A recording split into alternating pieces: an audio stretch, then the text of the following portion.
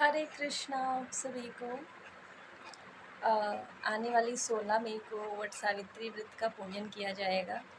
तो आइए जानते हैं कि वट सावित्री जो व्रत है उसकी क्या महिमा है, क्या महात्मा है और उसके उसका पूजन करने से जो हमारी सौभाग्यवती स्त्रियां हैं उनको क्या वर प्राप्त होता है। तो वट सावित्री व्रत जो है वो जेठ महीने की यानी कि ज्येष्ठ मास की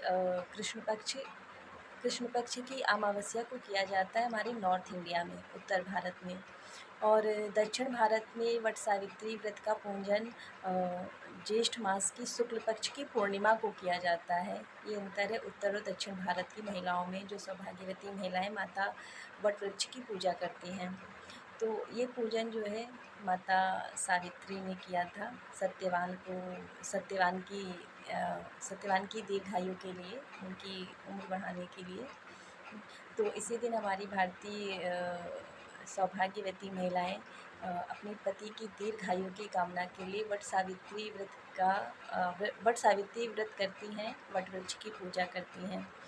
तो इस दिन सबसे पहले अपनी दैनिक क्रिया से निवृत्त होकर स्नान आदि करके पूजन सामग्री लेकर के किसी भी अपने आसपास के वट वृक्ष के पास जा कर के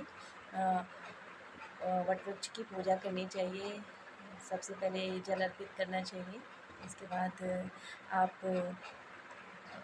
माता सावित्री की जो है प्राण प्रतिष्ठा करें, उनकी किसी छवि की प्राण प्रतिष्ठा करें और पूजन सामग्री सब अर्पित करके वट वृक्ष की यानी कि बरगद के पेड़ की प्रदक्षिणा करें और माता सावित्री से अपने पति की दीर्घायु की, उनकी आयु वृद्धि के लिए कामना करें।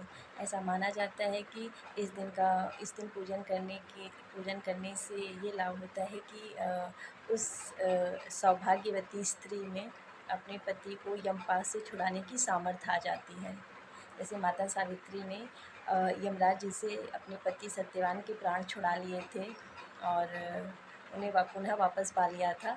ऐसे ही सभी सौभाग्यवती स्त्रियां जो ये व्रत रखती हैं, उनके अंदर भी ये सामर्थ्य आ जाती है कि वो अपने पति के प्राणों की रक्षा कर सकें। हरे कृष्णा, राधे राधे।